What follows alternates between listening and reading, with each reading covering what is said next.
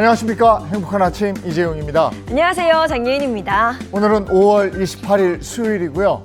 요즘에 날이 좋으니까 저도 산책 자주 하는데 그때 뛰는 분들 많아요. 네. 러닝 크루들도 많고 이러는데 속도가 어느 정도 유지를 해야 이게 건강에 더 도움이 될까 이런 궁금증도 있으신 것 같아서 저희가 전문가한테 물어보니까 속도보다도 일주일에 150분 이상 꾸준히 운동하는 것이 중요하다 이런 얘기더라고요. 네, 뭐든 꾸준히 하는 게 중요하죠. 근데 특히 숨이 찰 정도로 달리면요, 심혈관계 질환 위험을 낮추는 효과가 있다고 합니다. 근데 나는 달리기가 좀 어렵다는 분들도 계시죠. 그런 분들은 천천히 오래 걷고 앉아있는 시간을 줄이는 것만으로도 효과가 있다고 하니까요. 뭐든 꾸준히 운동하시면 건강에 도움이 되겠습니다. 자, 그럼 수요일의 행복한 아침도 활기차게 시작해 볼게요.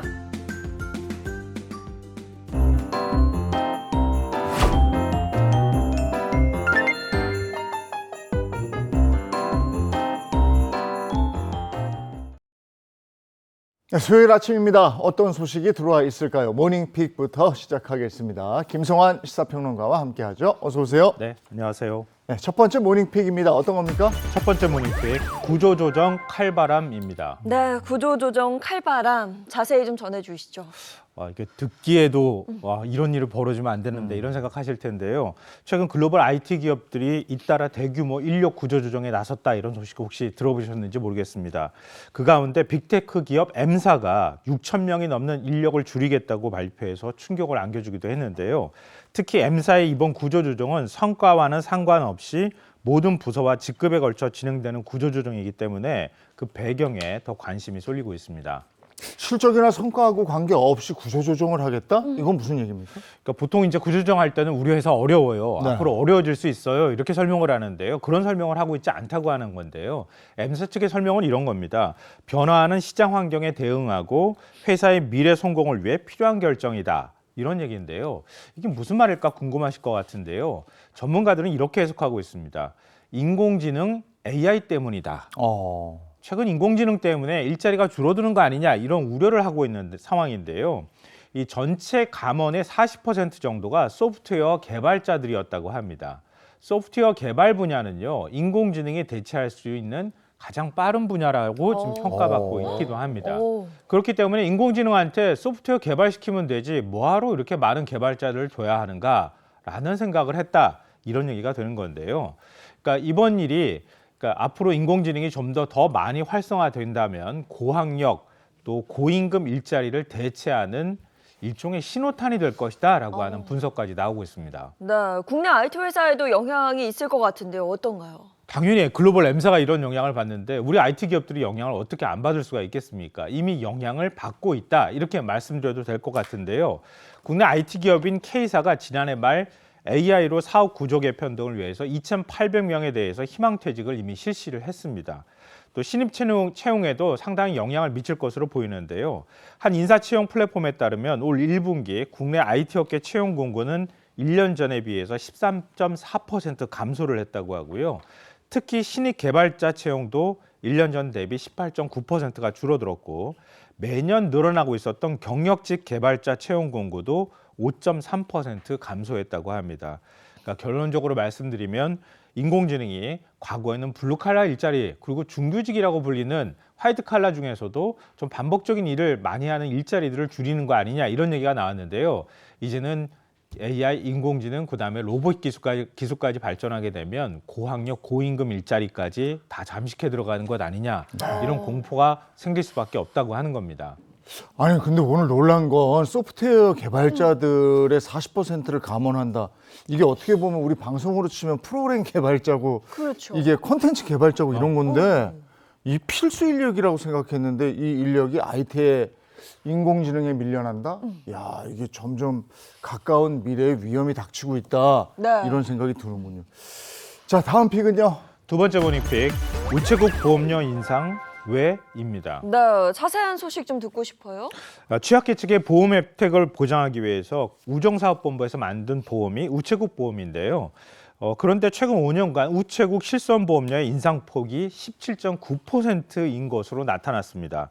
같은 기간 8.42% 오른 민간 보험사보다 오히려 인상폭이 2배가 더 큰 겁니다. 오. 그래서 이게 왜 올려야 되는 네. 거지? 이런 얘기가 나오는 겁니다. 아니 우체국 실손 보험료 인상률이 왜 더 높은 거예요? 그러니까 근본적인 이유로 꼽히고 있는 것이 보험료 인상의 자율성 때문인데요.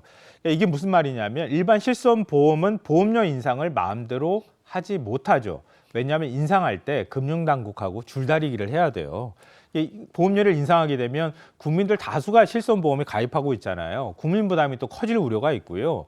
실손보험료가 오르게 되면은 또 소비 여력이 줄어들잖아요. 민간 네. 경제에 미치는 영향도 상당히 크기 때문에 금융당국이 기본적으로 통제를 한다.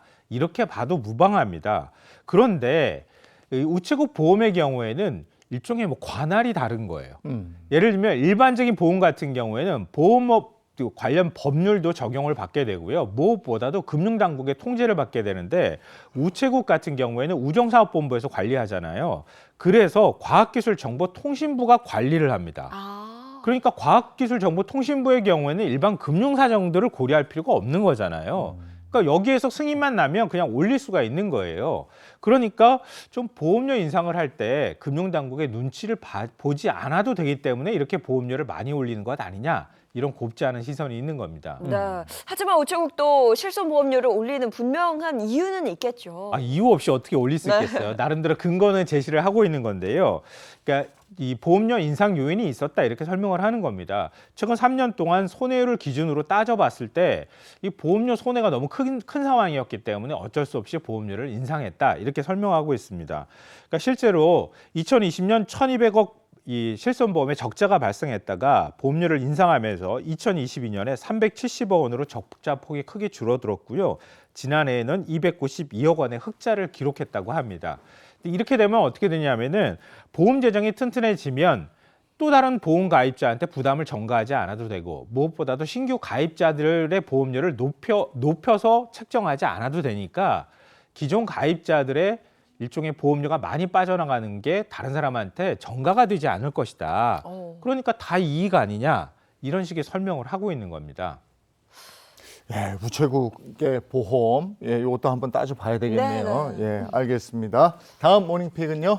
세 번째 모닝픽 금강산 세계유산 등재입니다. 네, 금강산이 세계유산으로 등재되는 건가요?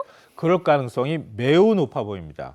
왜냐하면요. 왜 제가 매우 높다라고 표현했냐면 이 구조를 이해하시면 될 것 같은데요. 세계 유네스코에는 세계유산 등재 여부를 최종적으로 결정하는 세계유산위원회라고 하는 기구가 있어요. 그러니까 가입 국가에서 한 60명 정도를 파견을 한다거나 이런 방식으로 이제 구성을 하는 위원회예요. 근데 이 위원회에는 자문기구라고 하는 일종의 전문가 그룹을 두고 있어요. 그 전문가 그룹이 국제기념물 유적협의회라고 하는 곳하고 세계자연보전연맹이라고 하는 기구거든요. 여기에서 금강산을 세계유산으로 등재하라 이렇게 권고 판정을 내린 겁니다. 그러니까 전문가들이 판단을 내렸으면 세계유산위원회가 그럼 그 전문가 권고를 수용하게 되고 그럼 유산위원회에서는 그럼 판단합시다. 이러면 그냥 등재가 된다는 뜻입니다.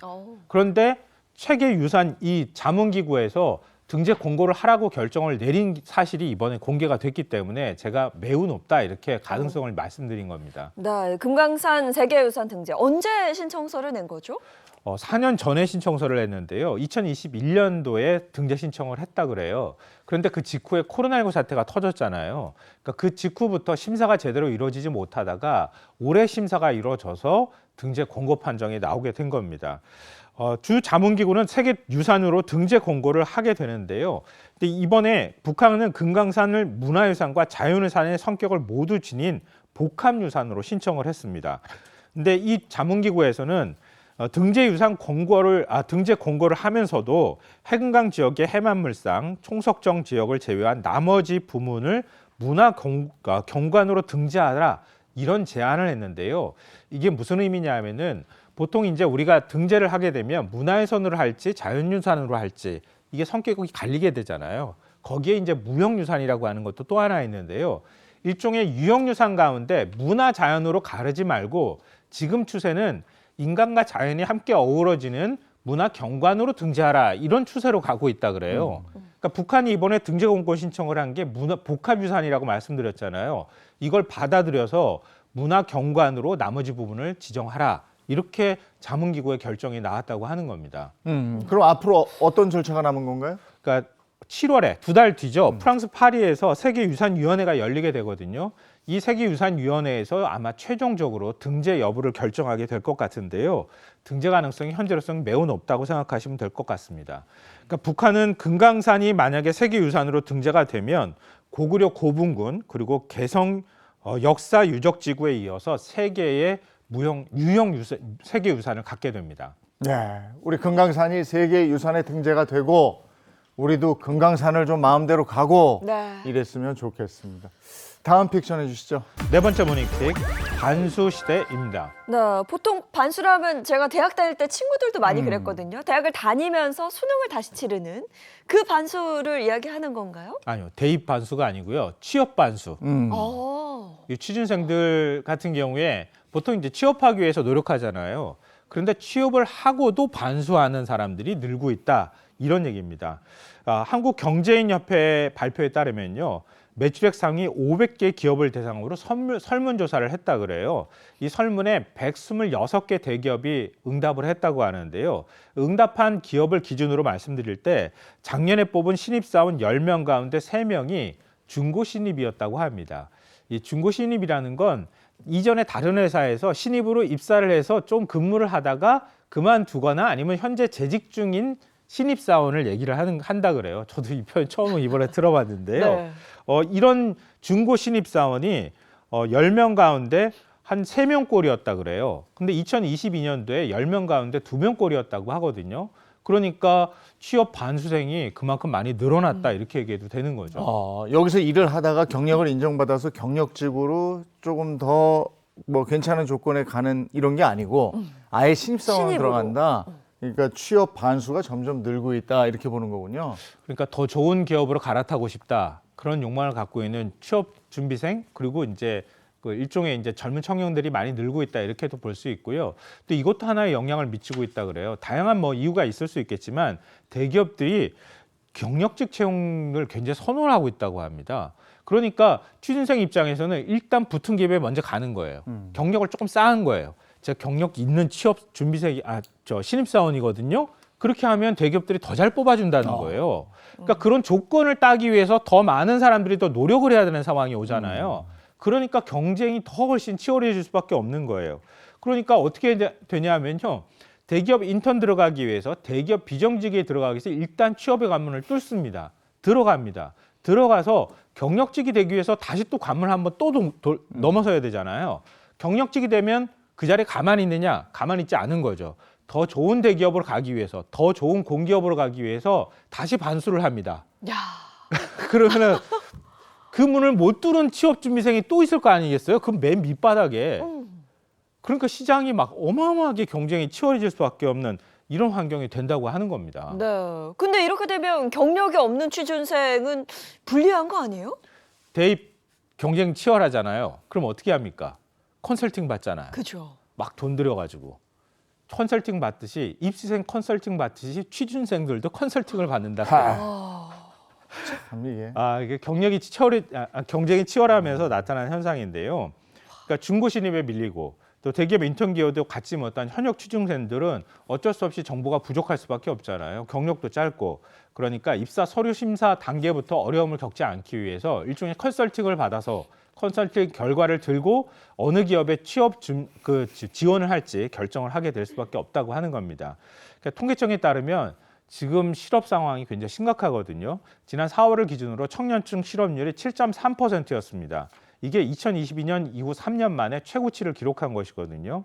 그러니까 취업 준비생, 아르바이트를 하면서 직장을 알아보는 추가 취업 가능자 등까지 합하면 한 16명 가운데 1명은 사실상 백수 상태라고 볼 수 있거든요. 네. 그런데 취업의 관문은 이렇게 높아지고 까다로워지니까 훨씬 더 경쟁은 치열해질 수밖에 없고 취준생들의 고통은 더 커질 수밖에 없는 것 같습니다.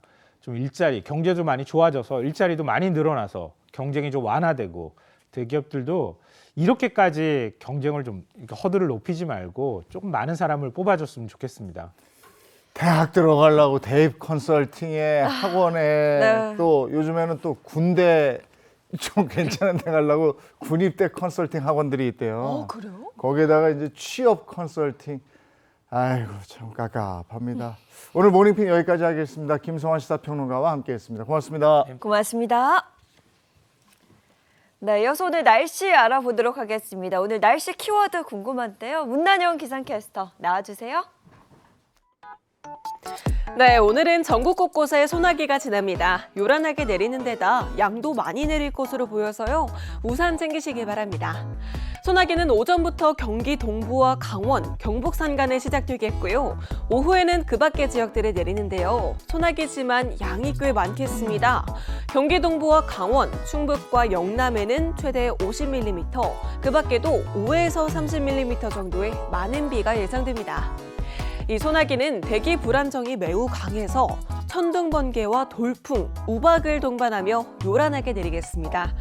게다가 시간당 10mm 안팎의 집중호우를 보이며 하늘에 구멍이 난 듯 쏟아지는 곳이 있겠습니다. 소나기만 아니라면 전국이 가끔 구름만 많겠고요. 다만 수도권은 축적된 미세먼지가 종일 말썽을 부리겠습니다. 오전까지 세종과 충남, 대구도 일시적으로 탁하겠습니다. 한낮 기온은 어제와 비슷하게 오르는데요. 다만 습한 공기로 체감온도는 더 높을 수 있겠습니다. 서울이 26도, 청주 28도, 광주 29도까지 오릅니다. 내일도 맑은 하늘에 소낙비 염두에 두셔야겠는데요. 이후 금요일부터는 전국이 대체로 맑고 더 더워집니다. 지금까지 날씨 전해드렸습니다.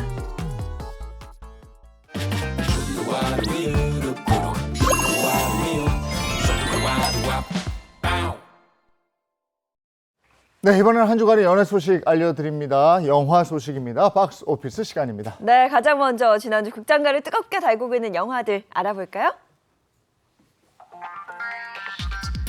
주간 박스오피스 순위 살펴보겠습니다. 5위는 마인크래프트 무비고요. 4위 파과, 3위는 야당, 그리고 1위는 릴로 앤 스티치, 1위는 미션 임파서블 파이널 레코닝입니다. 자, 오늘도 영화계, 연예계 소식 맛깔나게 풀어줄 두 분 모셨습니다. 어서 오세요. 안녕하세요. 생생한 연예계 소식을 정확하게 전달해드리는 대중문화 전문기자 홍정선입니다. 안녕하세요. 연예계 핫이슈를 발빠르게 전달해드립니다. 미남 전문 기자 최정아입니다. 네, 오늘 어떤 영화 준비했죠? 네, 어느새 5월 가정의 달이 막바지에 접어들고 있습니다. 여러분 시간 왜 이렇게 빠른지 모르겠어요. 가족이라고 하면 우리가 사이가 좋을 때도 있지만 사실 지지고 볶는 이 시간도 굉장히 많잖아요. 바로 이 오늘의 주제가 이와 관련돼 있는데요. 일명 화해한다면 이 가족처럼 이 오늘의 주제입니다. 영화 두 편을 준비해봤거든요. 기대하셔도 좋을 것 같습니다. 네, 어떤 가족 영화인지 첫 번째 영화부터 좀 소개해 주세요. 네, 첫 번째 영화 지금 기대를 받고 있는 영화입니다. 하이파이브. 한국형 슈퍼히어로물이 나오면 이거였구나 정답이. 세상에 슈퍼히어로 보다가 이렇게 웃을 수 있나? 이거 감독 누구지 했더니 역시나 강영철 감독. 2008년에 개봉해서 무려 800만을 웃겨줬던 과속 스캔들의 감독이더라고요. 그래서 하이파이브 먼저 보시기 전에 예습하는 느낌으로, 복습하는 느낌으로 과속 스캔들 준비해봤습니다. 야, 과속 스캔들이 2008년 거예요. 야, 내용을 간략하게 좀 소개해 주시겠어요? 네, 청취율 1위 라디오 프로그램 진행자 최태현 씨죠. 인기 스타에게 어느 날 자신도 몰랐던 딸과 손자가 찾아옵니다. 박보영 씨, 왕석형 군이었죠. 이 3대가 함께 살면서 티격태격 싸우고 또 화해하는 그 가운데 어느새 이들은 진정한 가족으로 거듭나고요. 우리에게도 이래야 가족이다. 가족이란 무엇인가를 알려줬죠. 네, 과속 스캔들 하면 가장 먼저 생각나는 게 차태현 씨 딸로 나온 박보영 씨 있었고 또 그리고 손자로 나온 왕석형 군. 두 사람 인기가 당시 대단했습니다. 맞습니다. 먼저 박보영 씨의 인기를 이야기하자면요. 일단 연기력이 뒷받침됐다라고 설명할 수 있을 것 같은데요.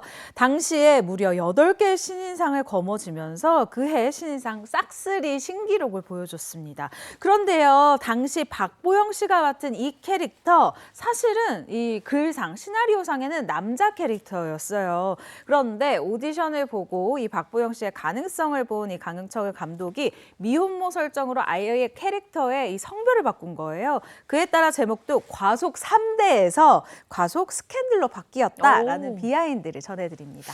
그리고 또 이 영화로 일약 스타도 스타덤에 오른 스타, 꼬마 스타가 있었죠. 왕석형 군. 그때 6살이라고 했는데 요즘 나이로 하면은 만으로 4살, 5살 요럴 때입니다. 이 왕석형 군. 제가 이 귀여운 이 소년을 제가 흉내내야 된다. 지금 화면에 다 나오네요. 저 표정. 저 썩소. 예, 딱 한번 저 귀여워. 썩소 지으면 전국의 뭐 삼촌, 이모 할 것 없이 모두가 다 쓰러졌죠. 최고의 어린이 스타, 꼬마 스타였습니다. 네, 지금은 어느새 훌쩍 자라서 키가 뭐 181cm. 그래요? 81cm. 그래서 지금 21살이 됐어요. 만 21살이 됐는데 이제 새롭게 연기 활동에 나섰다고 하면서 이 친구예요. 네. 근데 어렸을 때 얼굴 그대로 자라잖아요. 가속 스캔들을 뛰어넘을 또 연기의 어떤 성장 스캔들을 제가 보고 싶네요. 근데 어렸을 때는 얼굴이 가로비가 컸는데 크니까 그죠? 세로비가 뭐 이렇게 날렵해졌어요. 날렵해졌고 근데 신기하게 눈, 코, 입은 딱 그대로예요. 할아버지 똑같고. 궁금했는데. 예. 두 번째 영화는 어떤 가족 얘기입니까? 네, 두 번째 영화는요. 유쾌한 이 웃음과 가족 간의 따뜻한 감동을 담은 이야기입니다. 2018년도 극장과 역주행 신화를 일으킨 영화죠. 그것만이 내 세상입니다. 네, 그것만이 내 세상. 이거 어떤 영화죠? 네, 영화 그것만이 내 세상은요. 한때 WBC 동양 챔피언까지 했지만 은퇴 후에 전단지 아르바이트를 하면서 생계를 꾸려나가야 했던 인물이 17년 전 아버지의 폭력을 피해 떠난 엄마 그리고 장애를 가진 이복 동생과 함께 살게 되면서 갈등과 화해를 겪는 내용을 담았습니다. 윤여정 씨, 이병헌 씨, 박정민 씨의 이 연기합이 아주 돋보이는 작품이죠. 세 배우 모두 사실적인 연기를 위해서 굉장히 노력을 했다고요? 맞습니다. 먼저 윤여정 씨 친근한 엄마로 변신하기 위해서 무려 석 달간 합숙까지 해가면서 경상도 사투리를 배웠고요. 박정민 씨 극중에서 서번트 증후군을 앓는데 여기서 피아노 천재거든요. 이 연기를 하기 위해서 무려 6개월간 연습을 해서 대역 없이 본인이 이 피아노 연주를 했다는데 이거 박정민 씨 천재 아닌가요? 6개월 했다고 본인이 대역 없이. 거기다가 이병헌 씨는요. 당시 이제 극중에서의 역할처럼 이 이제 현실에서 대학로에서 전단지를 돌렸는데 이때 제작진이 카메라를 숨겼다 그래요. 그러니까 사람들이 지금 이병헌 씨인 줄 모르는 상황인데 당시 목격담에 따르면 지나가는 행인이 이렇게 가면서 휴대전화 보면서 전단지를 받지 않았더니 팔에다가 쓱 전단지를 꽂아줬다. 정말 철저한 직업 정신을 보여줬다. 이 세 사람의 연기 정말 이 영화에서 끝내줬죠. 맞아요. 이 영화 뭐 내용도 내용이고 따뜻함도 있지만 저 무엇보다 이 세 배우의 연기 차력 쇼가 정말 대단한 그런 영화였습니다. 아직 못 보신 분들이 있다면 집에서라도 꼭 한번 챙겨보시면 좋을 것 같습니다. 자, 지금까지 영화 소식 살펴봤어요.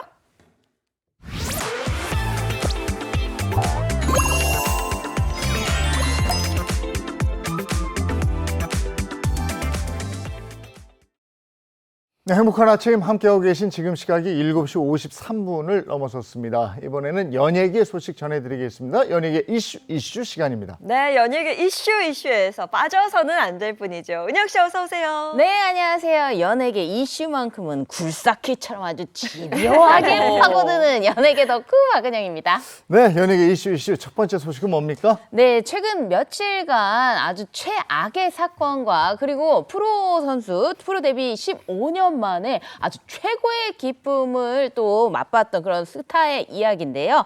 엄청난 부침을 겪은 축구 영웅 손흥민 선수의 소식입니다. 네, 며칠 전 손흥민 선수가 한국인 주장 최초로 유로파리그 우승컵을 들어올리며 그야말로 온 국민에게 큰 기쁨을 안겼는데요. 사실 그 전에 손흥민 선수에게 정말 많은 일이 있었습니다. 자, 지금까지의 상황 한번 정리해 주시죠. 네, 우선 지난 7일이었습니다. 손흥민 선수가 서울 강남경찰서에 고소장을 접수했다라는 사실이 밝혀지게 됐는데요. 고소장의 내용인 즉슨 이 손흥민 선수가 20대 여성 그리고 40대 남성에게 이 임신 사실을 폭로하겠다라는 협박을 받고 금품을 갈취당했다라는 내용이었습니다. 손흥민 선수의 주장에 따르면요. 이 시작은 지난해부터 됐다고 하거든요. 지난해 5월입니다. 이 북중미 월드컵 2차 예선, 2차 지역 예선 준비를 위해서 한국에 입국했던 시기가 있습니다.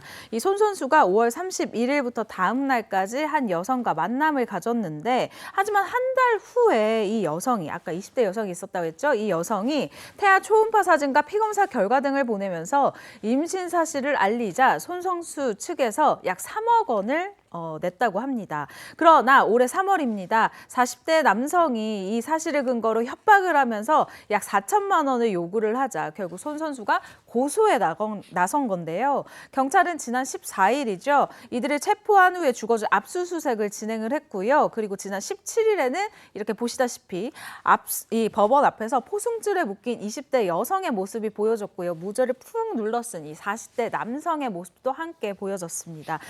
이후 법원의 판단에 따라 이들에게는 구속영장이 발부됐고요. 체포 8일 만인 22일에는 두 사람 송치된 상황입니다. 근데 이 과정에서 논란이 된 점이 있다고요? 가장 논란이 된 점 바로 이 손흥민 선수와 20대 여성 사이에서 정말 임신이 이루어지지 않았느냐 바로 이 부분인데 손흥민 선수 측에서는요 처음에 여성이 보낸 이 초음파 사진 이런 자료가 조작됐다는 의혹을 제기했어요. 하지만 저도 취재했고 우리 최 기자도 취재한 다 그런 내용인데 이 여성이 임신을 한 거는 사실로 추정이 돼요. 왜냐하면 경찰 조사 결과도 일치하는데 당시 임신 사실에 대해서 논의한 어떤 SNS 상에 그런 증거가 남아 있고 또 병원에서도 이 임의로 초음파 사진 까지 제출이 돼 있어요. 그리고 경찰이 병원을 압수수색해서 진료 원본 기록까지 또 이제 확보를 한 상황입니다. 그런데 뭐 기록까지 다 나왔다고 해도 그럼 이것이 어떤 해결점, 진실 뭐 그걸 알려줬느냐? 그렇지는 못합니다. 왜냐하면 이게 미궁에 빠져들 수밖에 없는 게 이 시기에 손흥민 선수 외에도 이 여성이 아까 이제 최 기자가 얘기한 7천만 원을 협박했던 손 선수 측을 협박했던 그 남성과도 동시에 만나고 있었다. 그렇기 때문에 사실은 아이의 아빠가 세상에 태어났다면 아이 아빠가 누군지가 알 수 없는 상황인데 이미 지난해 임신 중지 인공 유산을 택한 상황이기 때문에 친부가 누구인지는 알 수 없는 상황이 됐습니다. 네, 지난해 손흥민 선수 측이 여성에게 3억 원을 줬을 당시에는 고소가 이루어지지 않았거든요. 근데 뒤늦게 이렇게 고소를 진행하게 된 이유도 궁금합니다. 네, 일단 손흥민 선수가 3억 원을 요구받았을 당시에 해당 여성과 외부에 알리지 않는 조건으로 비밀 각서를 작성을 했다고 하거든요. 그때까지만 해도 이 손 선수 입장에서는 좀 조용히 해결을 하고 싶었었던 이 의지가 보여집니다. 하지만 이 40대 남성이요, 이 여성과 교제를 시작하게 되면서 손 선수와 비밀 각서를 만들었다라는 내용을 알게 된 거예요. 그래서 이 40대 남성이 손흥민 선수의 매니저에게 연락을 합니다. 임신 사실을 폭로하겠다라는 내용이었어요. 그러면서 3개월 동안 약 7천만 원을 요구를 하면서 협박을 계속한 것으로 전해졌는데요. 뒤늦게 이 사실을 접한 손 선수, 이들이 돈을 노리고 협박을 공모한 것으로 보고 협박 및 공갈 미수 혐의 등으로 고소를 한 겁니다. 그러나 경찰은 확실한 공모 증거를 발견하지 못한 것으로 전해지는데요. 손흥민 선수 측 이들이 좀 강력한 처벌을 받을 수 있기를 바라고 있다라는 의지를 나타내기도 했습니다. 근데 이런 와중에 또 엉뚱한 피해자가 나타나기도 했어요? 그렇습니다. 이제 이런 일이 생기면 누리꾼들이 손흥민 선수에게 이 3억을 갈취한 여성, 또 이게 누구냐? 이 신상털기라고 하죠. 흔히 정체를 알아내려는 시도가 빈발했는데 이 과정에서 이 무분별한 신상털기로 지난 23일에 한 뮤지컬 배우가 손흥민 선수의 전 여자친구다 이렇게 지목이 된 겁니다. 이 여성 굉장히 불쾌했겠죠. 다수의 메시지도 오고 댓글도 받고 연락도 오다 보니까 저 아닙니다. 도대체 누가요? 연락, 팔로우, 댓글 그만하세요. 이렇게 불쾌한 감정을 전했는데요. 하지만 온라인 커뮤니티에서는 SNS 상에서는 이 20대 여성의 모자이크 처리되지 않은 이 얼굴까지 공개됐는데 그분 아닙니다. 이런 근거 없는 사진까지 확산하면서 논란이 증폭됐었죠. 네, 그럼 현재 손흥민 선수의 상황은 어떤지? 네, 일단 한국 내 상황은 어느 정도 파악을 하고 있는 것으로 보여집니다. 왜냐하면 유로파리그 우승 후에 손흥민 선수가 한 인터뷰를 통해서 한국 팬들에게 메시지를 전했는데요. 저를 싫어하시는 분들도 우승으로 인해서 저를 조금이라도 좋아하는 이 감정을 느끼셨으면 좋겠다라는 아주 좀 조심스러운 입장을 나타낸 겁니다. 비판적인 여론에 마음고생이 있었음을 유추해 볼 수 있는 부분인데요. 하지만 이 손흥민 선수가 이 우승의 기쁨을 누리고 있을 당시에 이 현장으로 앞으로 뛰어든 아주 절친한 친구가 있었습니다. 그게 바로 배우 박서준 씨였는데요. 한국에서의 여론을 신경 쓰지 않고 친구를 축하하기 위해서 현지로 날아가 이렇게 얼싸안고 기뻐하는 모습이 한국에서 화제를 모으기도 했죠. 그리고 바로 어제 손흥민 선수가 한국에 입국을 했습니다. 북중미 월드컵 아시아 지역 제 3차 예선전을 앞두고 이제 입국을 했는데 그 대표팀으로 합류했기 때문에 입국한 거죠. 그리고 잠시 휴식 취하고 다시 또 6월 2일에는 이라크로 떠나게 되는데 출국하게 되는데 이 손흥민 선수가 이런 여론 사실 다 나쁜 건 아니고 이제 갈리고 있는데 이런 상황 속에서도 대표팀으로서 어떤 선수로서 어떤 모습을 보여줄지 귀추가 주목되고 있습니다. 네, 손흥민 선수 얘기 나눠봤고요. 계속해서 연예계 이슈 다음 소식은요. 네, 전국적으로 임신과 출산이 늦어지는 가운데 아주 연예계에서도요, 노산이 또 대세입니다. 그래서 뒤늦게 아빠가 된 그런 스타들의 그 육아법이요, SNS나 방송에서 굉장히 화제가 되고 있는데요. 그래서 한번 준비를 해봤습니다. 일명 늦깎이 아빠들의 각양각색 생존법입니다. 생존법이라고 하니까 뭔가 재밌는데 첫 번째 늦깎이 육아 대디는 누구죠? 네, 첫 번째 늦깎이 육아 대디 누구일지 먼저 사진으로 한번 확인을 해볼 텐데요. 이거는요, 육아 전과 육아 후의 모습을 한번 보여드릴 텐데요. 야, 이분이 아이를 낳은 건가요? 확연히 차이가 납니다. 이분이 바로요, 120kg까지 나갔다가요, 현재 88kg까지 감량한 늦깎이 육아 대디 강재준 씨입니다. 감량을 한 겁니까? 육아 때문에 감량이 된 겁니까? 어쨌든 32kg이나 빠졌어요. 예, 네, 대단한데요? 맞습니다. 물론 저절로 빠진 건 아닙니다. 2017년도에 개그우먼 이은영 씨와 결혼한 강재준 씨 이야기인데요. 지난해죠. 43살에 이 아빠 대열에 오르게 됐습니다. 첫째 아들이 출산을 한 건데요. 이 강재준 씨가 늦깎이 아빠로서 육아를 하다 보니까 체력이 너무너무 중요하고 소중한 거구나라는 걸 뼈저리게 느꼈다라는 거예요. 아이가 걷기 시작할 때를 대비해서 체력을 늘리느라 현재 꾸준히 러닝을 하고 있다라고 밝혔습니다. 체력을 늘리려고 이 러닝을 시작을 했는데 저절로 다이어트 효과까지 있었다라고 하는데요. 어떤 효과냐? 고혈압이랑 지방간이 사라졌다는 거예요. 건강이 정상 궤도에 올랐다고 아주 기뻐하는 모습이었습니다. 네, 40대 아빠가 된 강재준 씨, 그 육아하는 SNS 보는 재미가 있던데 그 참여도 굉장히 높더라고요. 참여 높고요. 와, 저 이거 진짜 놀랐어요. 강재준 씨가 결혼하고 이게 또 육아 시작하면서 전담하고 있는데 그게 바로 새벽 수유. 야, 이거 해본 사람은 알아요. 새벽 수유 진짜 제일 힘들거든요.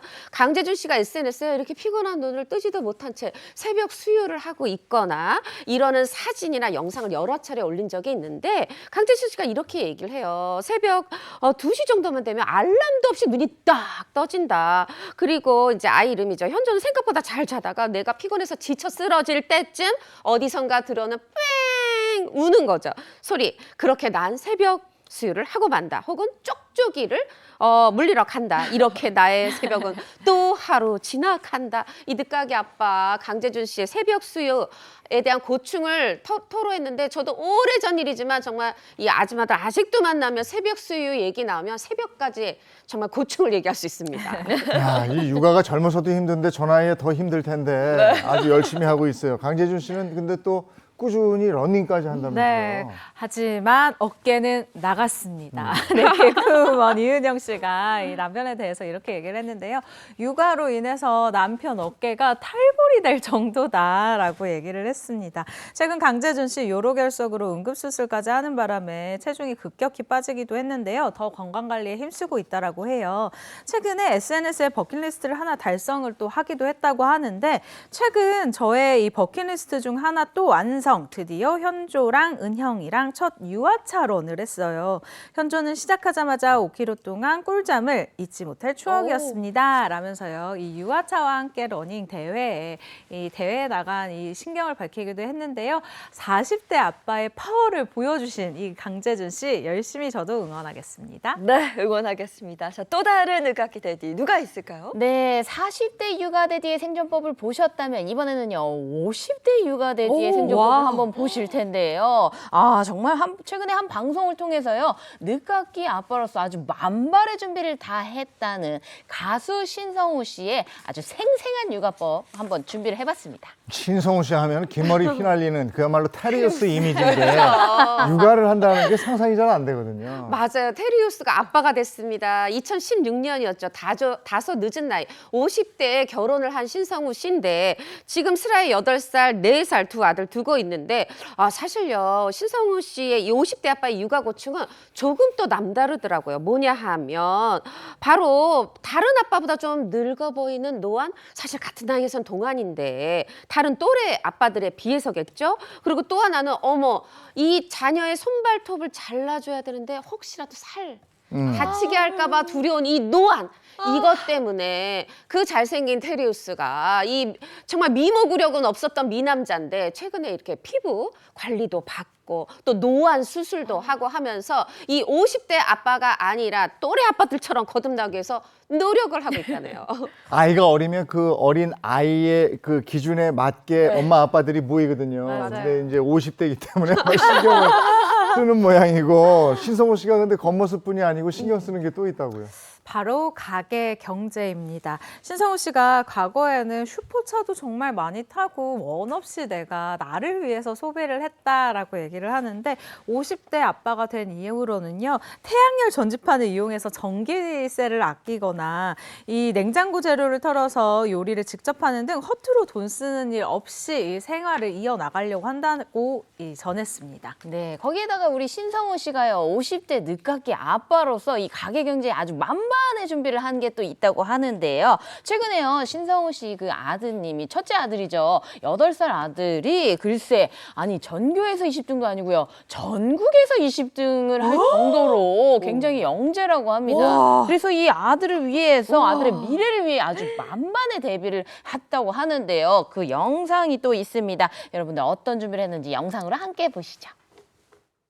내가 없더라도 그러면은 어느 정도의 금액이 있으면 될까? 이건 물어봐야지. 나 너무 이해돼. 그래서 저희가 지금까지 냈던 앨범의 모든 판권을 서드렸어요. 음원, 2차 인적공원까지 전부 다 해서 거기에서도 수수료가 나오니까 전부 다 해서 일정 금액을 맞춰 놓으려고. 아예 그래서 아무것도 하지 않아도 데뷔가 훌륭한 아주 친구 같은. 그럼 선배님 그거는 선배님이 돌아가셔도 나와요? 저작권이 내가 죽고 나서 4, 70년까지 나와. 아 저작권은요? 그래서 보장자산 이런 것들도 좀 신경을 써야겠다. 멋있다. 와, 4, 5, 70년 보장자산. 와, 훗날 아이들의 미래까지 다 대비를 해둔 아빠인데요. 그 저작권료가 정확히 어느 정도나 되는 거죠? 과거 신성우 씨 우리 테리우스 시절에 히트곡 생각해 보세요. 제가 노래를 못해서 내일을 향해서라면 다 알고 계시죠. 서시 해가 지면 가려 명곡이죠. 이런 걸 비롯해서 120곡이나 된다고 해요. 뭘 그러니 작곡했어? 저작권료가 얼마냐? 세상에 대기업 연봉 정도를 받는다고 하고 이렇게 저작권료에다가 여태까지 낸 앨범에 대한 권리 이것까지 합해가지고 신성우 씨가 아무래도 본인은 50대인데 애들이 아직 10살이 안 됐으니까 차후에 아이들이 컸을 때 내가 없을까 봐 이 차후에 아이들이 관리할 수 있게 잘 가르쳐 주려고 한다 이런 뜻을 밝히기도 했는데요. 하지만 사실은 아이들 옆에 오래도록 건강관리 잘하셔서 오래도록 있어주는 게 이 늦깎이 아빠의 최고 선물이라는 점 신성우 씨 알고 계시죠? 네. 저작권료 얘기 들으니까 저 집은 경제적으로 아무 걱정이 없겠네요.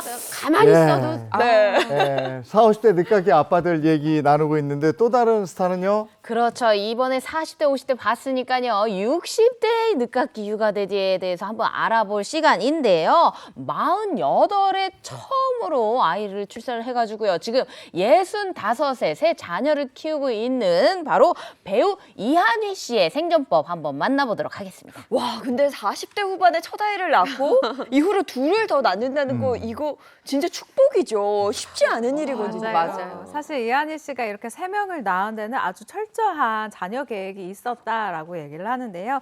이한희 씨가 나이가 많은 아빠잖아요. 그래서 내가 세상을 떠나더라도 이 아이들이 외롭지 않고 서로 의지를 하기 바라는 이 마음으로 3명의 자녀를 낳았다. 이 아이들을 위한 선택이었다라고 합니다.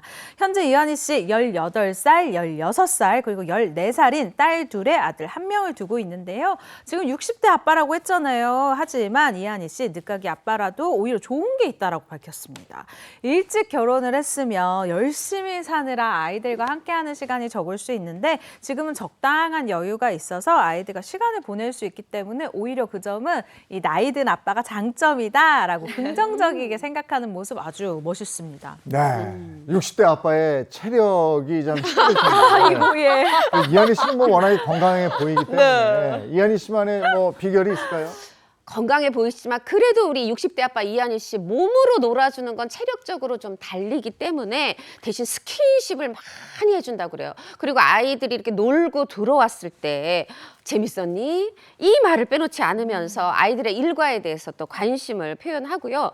지금도 만약에 스케줄 때문에 늦게 귀가했다. 그래서 애들이 먼저 자고 있다 하면 꼭 방에 들러서 이 아이들이 자는 귓가에다가 아빠가 얼마나 사랑하는지 알지?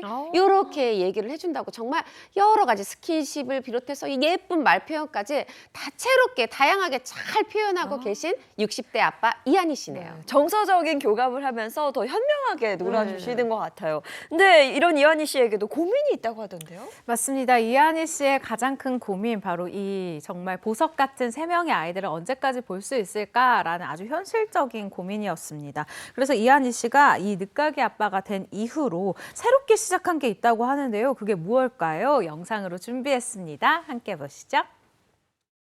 아, 많이 때리시네. 뭐 때리시는 거예요, 저게?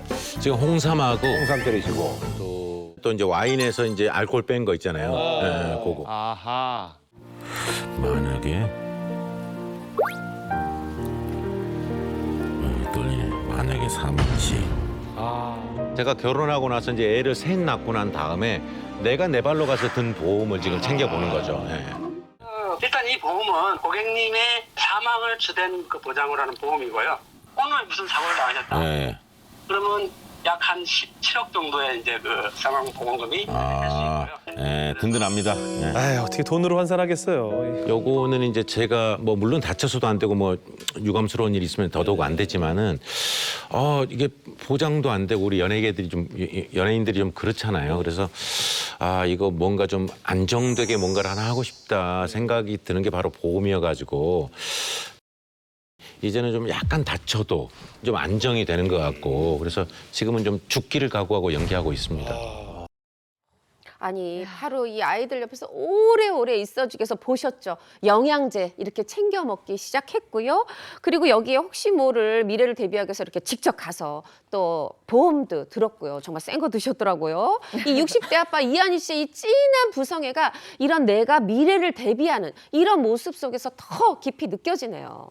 오늘 늦깎이 아빠들 보니까 저는 뭐 애 다 키운 거네요. 자, 연예계 이슈 다음 소식은요? 네, 최근에 연예계에 새로운 트렌드가 일고 있다고 하는데요. 그 트렌드는요, 바로 보여줄게 완전히 달라진 나.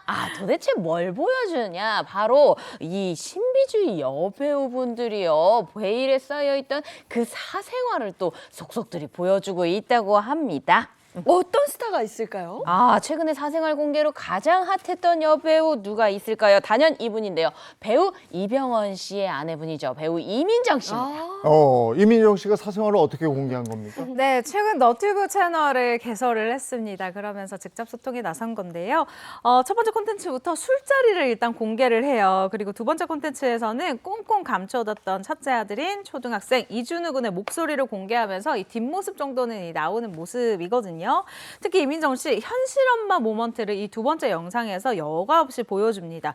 일단 농구대회를 앞둔 아들을 케어하는 이 영상이었어요. 근데 이 영상을 보시면 아니 오늘 왜 이너티를 안 입는다고 이너를 왜 안 입는다고 하는 거냐 라면서 굉장히 속 답답해하거나 아니면은 이 빨리 운동화 좀 신어라 라고 막 재촉을 하는 모습 아니면 또 캐릭터 카드를 찾으려고 이 친구들과 우르르 나가는 모습을 보면서 크게 한숨을 이렇게 쉬는 모습을 보여요. 근데 이게 재밌는 게 오늘 내가 잔소리하지 않겠다, 큰 소리 내지 않겠다 각오해놓고 연속으로 이제 큰 소리와 잔소리를 내는 모습이 화제를 모았거든요.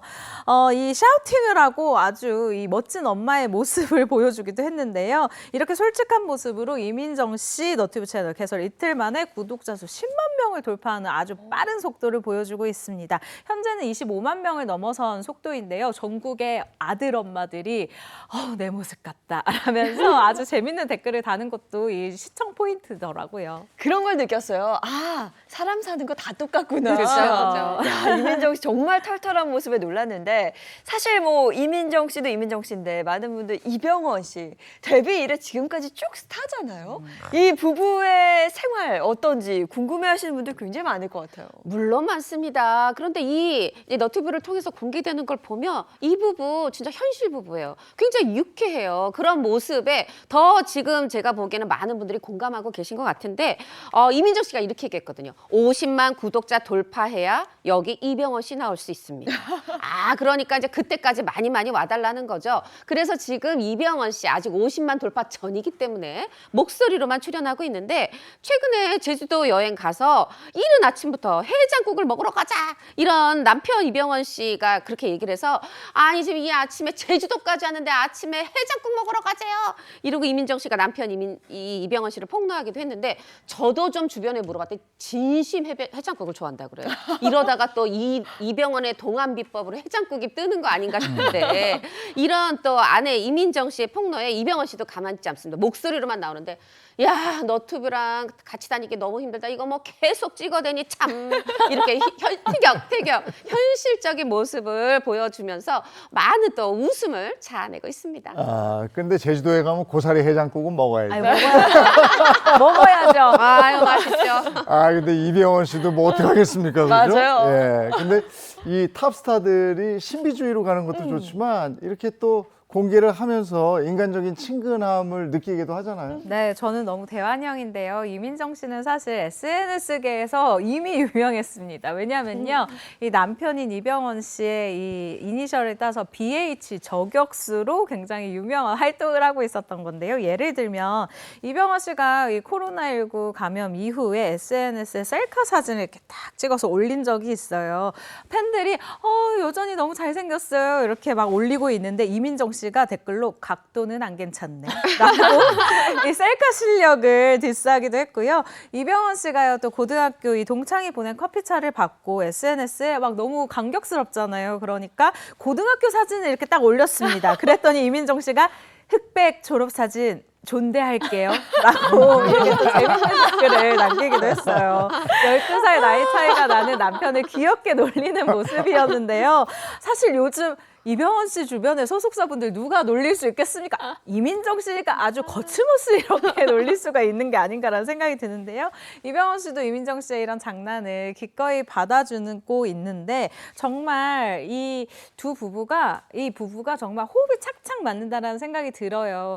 이병헌 씨 인터뷰를 하면 이민정 씨 이야기를 저희가 자연스럽게 묻게 되잖아요. 그러면서 예쁘기도 한데 또 뭐가 매력이냐고 이렇게 물어보면 웃겨요 라고 얘기를 하고 진짜 이민정 씨가 알고 보면 진짜 재밌어요 라고 얘기를 하는데 그 재밌어요 라는 부분의 엑기스가 아마 이 너튜브에 계속해서 담길 것 같습니다. 네, 정말 재밌습니다. 또 다른 스타는 어떤 스타일까요? 야, 이분 정말 입고 쓰는 모든 것이 트렌드가 됐던 분이죠. 바로 여배우 고소영 씨 역시 4월부터 너튜브 채널을 개설해가지고요. 거기서 아주 신비로운 사생활을 벗어 던진 그런 모습을 보여주고 있다고 합니다. 고소영 씨 하면 도도한 이미지가 먼저 떠오르는데 어떻게 사생활을 공개하게 된 겁니까? 이유가 있더라고요. 우선 2010년에 당대 정말 탑 배우 2명, 이 장동건, 고소영, 장동건이 결혼하면서 굉장한 화제가 됐었죠. 그리고 나서 이제 어느덧 일남 일녀를 슬하에 든 그런 엄마 아빠가 됐는데 이 엄마 고소영 씨 마지막 작품이 한 8년 전일 만큼 사실 좀 방송에서 모습을 볼 수 없는 게 사실이에요. 고소영 씨가 말하길 엄마로 살다 보니까 이 어느 순간 묻히고 또 이게 둘러봤더니 다시 방송을 하기는 힘든 환경이 돼 있더라 하면서 이런 대중하고 점점 멀어지는 것 같아서 이제 이 개인 방송을 시작하게 됐다. 개인 채널 시작하게 됐다 얘기를 했는데 무엇보다 엄마로 살다 보니까 내가 다시 일할 때 어떤 활동을 할 땐 아이들 의견이 중요하거든요. 근데 아이들이요. 옛날에는 엄마가 그냥 외출만 하려고 그래도 울고불고 막 난리였는데 이제는 엄마 이래 이렇게 쿨하게 얘기를 해서 내가 이렇게 개인 채널 시작하게 됐습니다. 밝히더라고요. 네, 호소영 씨가 공개한 사생활 어떤지 궁금한데요. 네, 첫 동영상 제목이 아직 저 살아 있어요 였습니다. 생존 신고를 한 건데요. 일단 전성기 시절 스크린과 잡지 속에서만 보던 그 고소영이 장을 보고 밥상을 차리는 모습을 먼저 공개를 합니다. 게다가 고소영 씨 164억 원 상당의 서울 청담동 고급 펜트하우스 집을 최초로 공개했는데 사실 이 집을 궁금해하는 분들이 정말 많았거든요. 그래서 아마도 좀 초반에 이 아이템으로 잡은 것 같고요. 또 자신이 소유한 송정동 건물 그리고 자주 가는 단골집 등을 오픈하면서 이 일상의 고소영을 보여주기로 했습니다. 아무래도 많은 분들이 궁금한 건 그 남편 장동건 씨하고 어떻게 사느냐 이 부분일 네. 것 같은데 이것도 공개가 됩니까? 여기 또 현실적인 커플 한 커플 더 있습니다. 이 장동건 씨, 고소영 씨 이 관계에 대해서 고소영 씨 정말 쿨하게 얘기하더라고요. 안 맞아요. 맞지 않아요? 이거 보통 우리가 하는 얘기인데 이걸 하면서 부부싸움도 그래서 맞지 않아서 부부싸움도 한다. 이렇게 솔직하게 얘기했고 그 싸울 수밖에 없는 근거를 어떻게 보면 좀 논리적으로 얘기했어요. 요즘 MBTI 많은 분들이 얘기를 하시는데 자신은 객관적 판단을 선호하는 T라 그래요. 근데 장동건 씨는 공감을 선호하는 F형이다. 그런데 F 성향인데 저요. 집에서 노는 것 같아도 아니에요. 잡다하게 할 일이 너무 많아서 이 공감 필요로 하는 남편한테 공감해주기 너무 피곤해요. 요렇게 얘기를 하면서 우리 또 이 현실 부분에 나하고 비슷하게 사는데 이러면서 많은 또 여성분들이 공감을 얻고 있네요. 네, 신비주의를 벗어던진 스타. 다음 스타는요? 네, 이번에는요, 바로 얼마 전에 데뷔 32년 만에 그 여왕의 이미지를 벗어 던지고 개인 너튜브랑 그리고 리얼리티 방송을 시작한 배우 김남주 씨입니다. 야, 김남주 씨 하면 뭐 세련되고 도도하고 커리어 우먼 이미지를 정말 대표하는 그런 배우잖아요. 네, 맞습니다. 많은 분들이 알고 계신 대로 김남주 씨 2005년도에 배우 김승우 씨와 세기의 결혼식을 펼친 것으로 유명하죠. 결혼식 당일에 약 7억 원대의 웨딩카를 타고 총 10억 원 가량의 주얼리를 협찬받아서 착용한 대한민국 최고의 완판녀, 원조 완판녀라고 할 수가 있습니다. 게다가 드라마 속에서 했었던 이 물결 파마, 이 핑크색 립스틱은 정말 전국적으로 품절이 되기도 하고 미용실에서 나 김남주 머리 해주세요 라고 얘기하는 분들이 정말 쇄도하기도 했는데 결혼 후에도 트렌드를 이끈 최고의 전성기를 구가한 그리고 그게 현재 진행형인 여배우죠. 네, 그런데 이런 김남주 씨가 어떻게 사생활을 공개하게 된 겁니까? 김남주 씨가 그 개인 채널에다가 글을 올리면서 밝혔어요. 저도 이 안에서 여러분과 친해지고 싶다는 생각이 들어서 어떠한 꾸밈 없이 나를 보여주자는 의미로 개인 채널 시작했습니다. TV 속 저를 보고 많이들 도도하고 강할 것 같다고 생각하시는데요. 실제로는 많이 다르거든요 하면서 있는 그대로의 모습, 진솔한 모습을 보여드리겠다 이렇게 약속을 했는데 저는 믿습니다. 저도 이제 개인적으로 딱 한 번 남편 김승우 씨 만나러 갔다가 우연찮게 김남주 씨를 만났는데 너무 털털해서 정말 깜짝 놀랐습니다. 네. 그 모습을 개인 채널에서 보게 되지 않을까 싶어요. 많은 분들이 김남주 씨의 이런 털털한 모습, 진솔한 모습 기대할 것 같은데 어떻게 그 기대에 부응하는 영상이 올라왔을까요? 일단 첫 시작이 아주 좋습니다. 첫 번째 동영상을 올렸는데요. 벌써 조회수가 80만 뷰를 넘어선 거예요. 엄청난 수확이라고 할 수가 있죠. 이렇게 많이 큰 화제를 모은 김남주 씨의 사생활, 바로 김남주 씨가 20년 넘게 산 삼성동 이 저택을 공개를 한 건데요. 무엇보다도 김남주 씨가 어머니와 함께 심은 꽃과 나무 그리고 다양한 식물로 채워진 낭만 가득한 정원을 공개를 했습니다. 지금 CF 아니고요. 유튜브 맞습니다. 농약 광고가 들어올 수도 있다. 음식할 때 손이 작다라는 이 재치 있는 입담도 이 시청을 꾸준히 할 수 있는 계속해서 이 영상을 끊기지 않게 볼 수 있는 이 요소였었던 것 같아요. 원래 여배우들은 뭔가 비밀스럽게 사생활을 좀 감췄었는데 이렇게 공개하는 분위기로 바뀌게 된 특별한 이유가 있을까요? 사실 현실적 이유가 커요. 뭐냐 하면 최근에 드라마, 영화 제작 편수가 현저히 줄어들었습니다. 그렇기 때문에 이 40대 이상 여자 배우들이 어떤 본인의 존재감을 드러낼 역할들이 그렇게 다양하게 많지가 않아요. 이런 상황에서 이런 개인 채널은 촬영 스케줄이라든가 소재에서 선택이 자유롭고요. 또 어떤 인간적인 매력도 어필할 수 있고 게다가 수익 창출도 되잖아요. 그러다 보니까 이 개인 콘텐츠가 어떤 방송 공백기, 영화 공백기에 있어서 좋은 개인적 대안이 되고 있어요. 그렇게 하면서 요즘에 또 또 나이 드신 분들도 선우용련님, 또 이미숙님도 이렇게 개인 채널 시작하면서 굉장히 각광받고 있고 이미 이전에 뭐 손태영 씨라든가 한가인 씨는 신비주의 벗어 던지고 또 이런 일상생활 보여주면서 인기를 얻고 있죠. 네, 그동안 뭐 작품이나 광고를 통해서만 봤던 여배우들, 스타들의 일상을 볼 수 있어서 팬들이 더 반가워하지 않을까 싶습니다. 자, 지금까지 연예계 이슈 함께했습니다.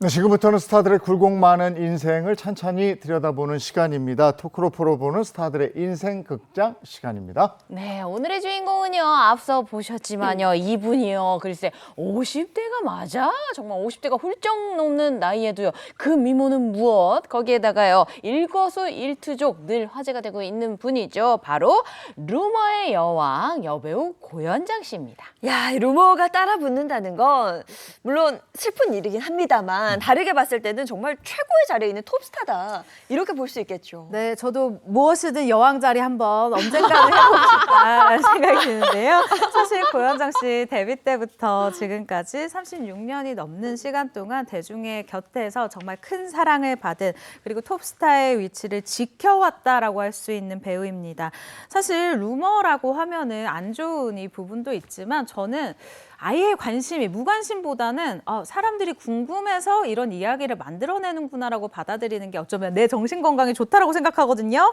이 루머가 있는 스타는 톱스타다라는 공식을 보여준 대표적인 케이스가 아닐까 싶어요. 저희가 방금까지 이야기했던 신비주의를 탈피한 여배우, 그것에서도 좀 앞세대, 좀 빨리 너튜브 세대에 들어온 이 여배우라고 할 수가 있는데요. 일상을 정말 가감없이 보여주는 고현정 씨의 너튜브 채널은 구독자 수가 36만이 넘을 정도로 여전히 일거수일투족 화제의 중심에 서 있다. 아이돌 안 부럽다. 이렇게 얘기할 수가 있습니다. 네, 그렇다면 이렇게 늘 화제를 몰고 다니는 스타 고현정 씨 데뷔 시절부터 한번 짚어보도록 하겠습니다. 데뷔는 언제 했죠? 1989년이었어요. 스타의 등용문이라고 불리우는 미스코리아 대회에서 1989년도 선이 됐어요. 이때 뭐 지는 오연경 씨였죠.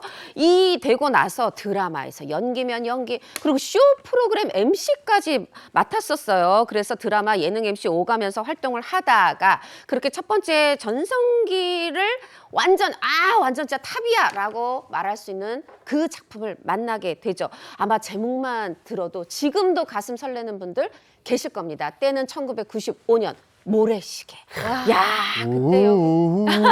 맞아요. 박상원 씨, 최민수 씨 사이에서 정말 가슴 아픈 사랑을 하는 비련의 주인공으로 정말 대단한 또 연기 카리스마도 보여줬고, 이때 이 드라마가 얼마나 인기였냐면 모래시계가 시작되면 어머 시중에 길거리에 사람이 없어. 그래서 귀가시계라고 맞아요. 불렸고 최고 시청률 64.5%. 이거 깨질 수 있을까요?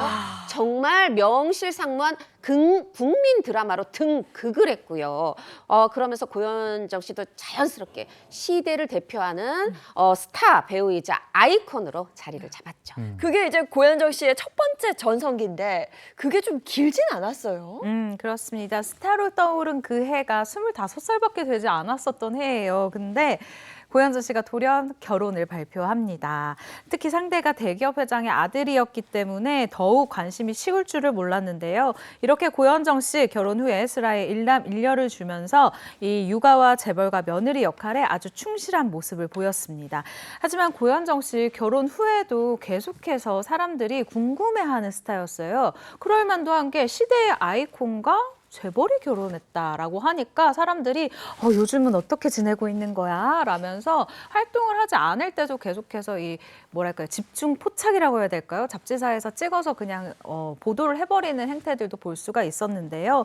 고현정 씨가 재벌가에 적응을 하지 못했다. 고현정을 두고 뭐 영어로 대화한다더라. 뭐 이런 거짓 루머가 계속 나돌았던 거죠. 또 고현정 씨가 소유한 1억 7,500만 원 상당의 스포츠카가 한강 시민공원 주차장에서 도난당한 사실이 알려지면서 도대체 이게 어떻게 이게 가정 불화로 이어지는지는 모르겠지만 그런 식의 루머까지 만들어지는 걸로 봐서는 정말 시대의 아이콘이었던 것 같아요. 네, 결국 훌쩍 연예계를 떠난 고현정 씨가 다시 연예계에 복귀하게 되는데 이때 아주 핫토픽이었죠. 핫토픽이었죠. 스포츠 도난 사건 뭐 이게 알려지면서 근데 정말 재벌가에 꽁꽁 묶여있다 갑자기 이런 도난 사건이 보도가 되더니 바로 일주일도 채 되지 않아서 고현정 씨는 8년간의 결혼 생활을 뒤로하고 합의 이혼을 발표하게 됩니다. 두 자녀의 양육권은 아빠 쪽으로 갔고요. 고현정 씨 당시에 여러 루머가 있었는데 뭐 15억 원 위자료 받았다더라. 그 인사동 입구에는 그 베이커리 카페에 받았다더라.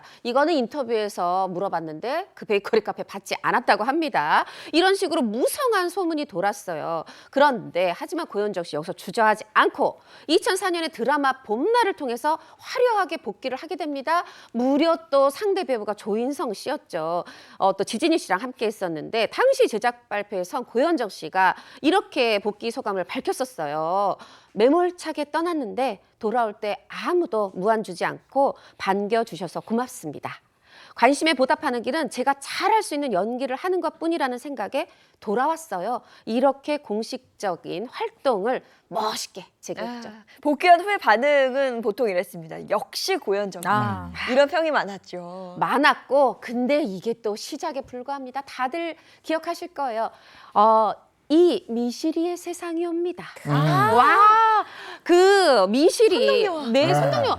2009년에 방영됐었죠. 요걸로 또 제2의 전성기를 부과하고 바로 이듬해 드라마 대물로 연기대상에서 대상을 수상하면서 나 이제 다시 탑이야 딱 보여줬죠. 사실 제목에는 선덕여왕인데 대상을 미실이 받는 정말 이 대단한 방송계에서는 와 진짜 연기를 얼마나 잘하면 저렇게 되는 거냐 모두가 인정할 수밖에 없었던 한 순간으로 꼽히기도 하는데요. 고현정 씨에게 제2의 전성기를 안겨준 이 선덕여왕에도 재밌는 에피소드들이 있어요. 고현정 씨가 맡은 미실 역할이요. 사실은 선덕여왕 25회차에서 죽는 캐릭터였다고 합니다. 그러니까 중간에 빠지는 캐릭터라고 하는데 그래서 초반에는 그래 나 이거 너무 힘들어도 내가 맡은 분량, 계약한 분량까지만 내가 열심히 하면은 나 이제 쉴 수 있어. 저 사람도 힘들어서 어떡하냐 이렇게 막 생각을 했다는 거예요. 그런데 높아지는 인기에 따라 자꾸 이제 막 시청자들이 막 얘기하는 거 뭔가 분위기가 죽으면 안 된다. 계속 살려라. 끝까지 가야 된다. 이런 이야기가 나오니까 결국 본회차에서 2배가 늘어나 50회차까지 출연을 해야 했다고 얘기를 합니다. 야, 고현정 씨의 연기 활동 이대로 계속 탄탄대로였습니까? 아니었습니다. 뭐 또 이때 루머의 여왕이라고 저희가 처음에 말씀드렸잖아요. 또 루머들이 있었어요. 예를 들어서 2018년에 또 엄청난 논란. 갑질 논란이 이수식어 붙으면 안 되는데 그 중심에 섰는데 이 2018년에 방영된 한 드라마를 촬영하다가 고현정 씨가 제작진과의 갈등 끝에 드라마에서 중도 하차고 여자 배우가 교체되는 일이 발생했었죠. 이때 이런 얘기가 돌았어요. 고현정 씨가 PD를 욕하고 밀쳤다. 이런 주장도 나오고 반대로 아니다. 연출자가 고현정 씨한테 선을 넘는 언행을 했다. 여러 가지 이제 양쪽 얘기가 나오면서 논란이 가중됐는데 당시 고현정 씨 얘기했죠. 폭행 말도 안 되는 일입니다. 선을 딱 그었죠. 네, 고현정 씨가 최근에 한 인터뷰를 통해서 이런 이야기를 하기도 했어요. 굉장히 솔직한 성격이다 보니 이런 얘기를 한 건데 갑질을 많이 한다 그래가지고 그걸 원 없이 해보거나 그런 소리를 들으면 원통하지도 않겠다라고 했다라면서 다소 억울한 부분을 얘기를 했는데요. 실제로 저도 이때 취재를 많이 해봤는데 그리고 고현정 씨도 실제로 만나봤습니다. 그런데 고현정 씨가 제가 만나보니까 강강약약의 성격이에요.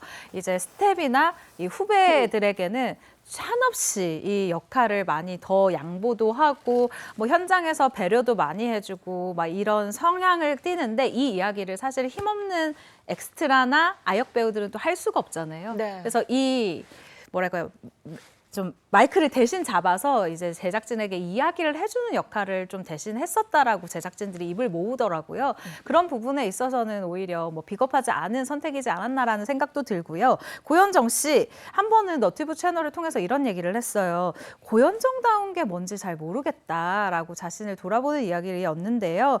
당당하고 내가 강한 면이 없지 않아 있지만 그런 면을 좀 잘 보여줄 수 있는 캐릭터를 만나서 고현정다움을 찾아도 참 좋을 것 같다라고 이야기를 했습니다. 연기로 더 인정받겠다라는 각오이기도 했죠. 이렇게 솔직하게 자신을 둘러싼 루머에 대해서 이 정면 돌파를 하는 모습이 인상적인데 고현정다움을 찾기 위해서 앞으로 작품 활동 더 열심히 할 예정이라고 합니다. 실제로 드라마 디어 마이 프렌즈 그리고 마스크걸 등으로 이미지 변신에 성공하면서 다시 한번 전성기를 열어 제쳤죠, 아주. 네, 뭐 워낙 연기력이 뛰어나니까 뒷받침이 되니까 가능한 일이기도 하고 또 하나 예나 지금이나 외모가 한결같기 때문에 또 가능한 게 아닐까 이런 생각이 들어요. 맞습니다. 저는 있는 시간을 그대로 다 맞았는데 고현정 씨는요 이 시간을 거꾸로 가는 것 같다 이 말밖에 할 수가 없습니다. 그 증거를 모아봤거든요. 사진 함께 보시면요. 야, 이 사진들이요 고현정 씨의 데뷔 초 20대부터 50대 2025년 현재까지 모습인데요. 진짜 어떤 게 20대인지 사진만 봤을 때는 모를 정도로 너무나도 도가니 되고 있는 고현정 씨 그 비결이 너무 궁금해요. 저는 오히려 지금이 더 예쁘다. 이렇게 말씀드릴 만큼 요즘 정말 예쁜데 그래서 또 루머 나옵니다. 줄기세포로 온몸의 피를 다 바꿨다. 그만큼 피부가 좋다는 얘기겠죠. 네. 그런데 이렇게 얘기해요. 저 피부에 별로 투자하지 않는데 이렇게 얘기하시면 저 같은 사람한테 상대적 박탈감을 그냥 안겨버리는 결과가 되는데요. 왜냐하면 비결 하나는 얘기했어요. 돈 들지 않아요. 저는 운전할 때 아무리 추워도 겨울에 히터 틀지 않아요. 저 그 얘기 듣자마자부터 지금까지 겨울에 한 번도 안 틀었거든요. 그런데 이 피부입니다. 아무래도 피부는 타고나야 되나 봐요. 네. 근데 최근에 또 고현정 씨를 둘러싸고 다른 루머가 들려와요? 네, 지난해입니다. 고현정 씨가 드라마 제작 발표 현장에 이제 당일에 불참을 하게 되면서 이게 제작진과 불화냐 무엇이냐 이렇게 막 의심의 눈초리가 피어올랐어요. 이때 딱 정리를 했던 게 건강 이상이다. 의사가 절대적으로 안정을 취해야 한다라고 얘기를 했다라고 밝혔습니다.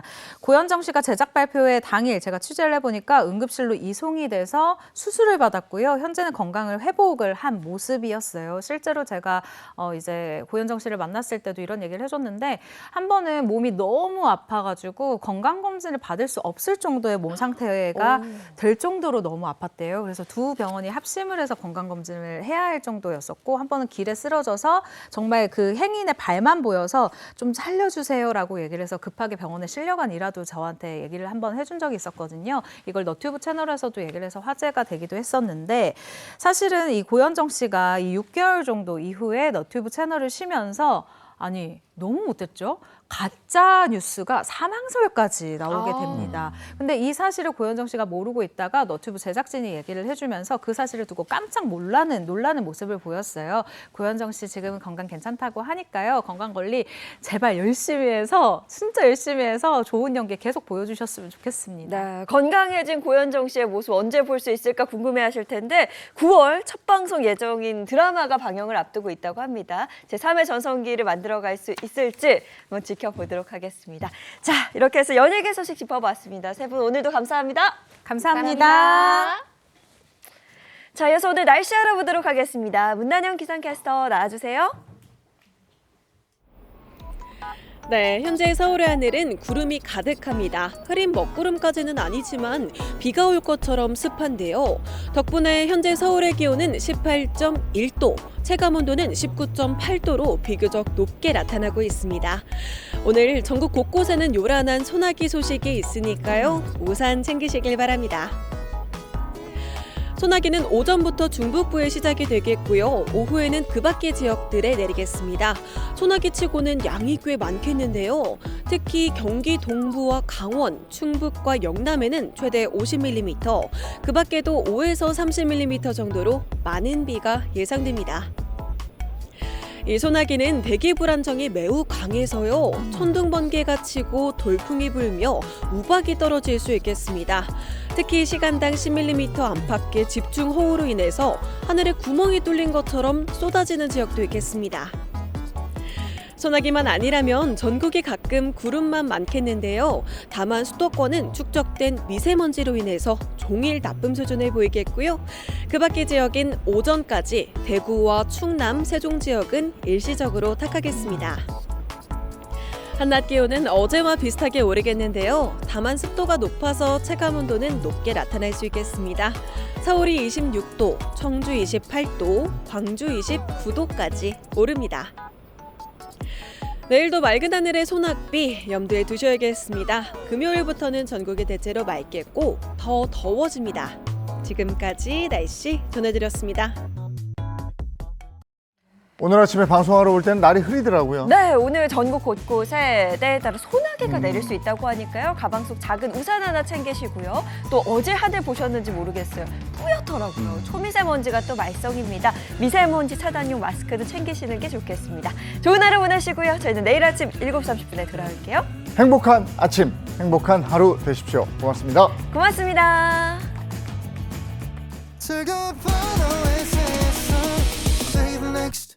Channel A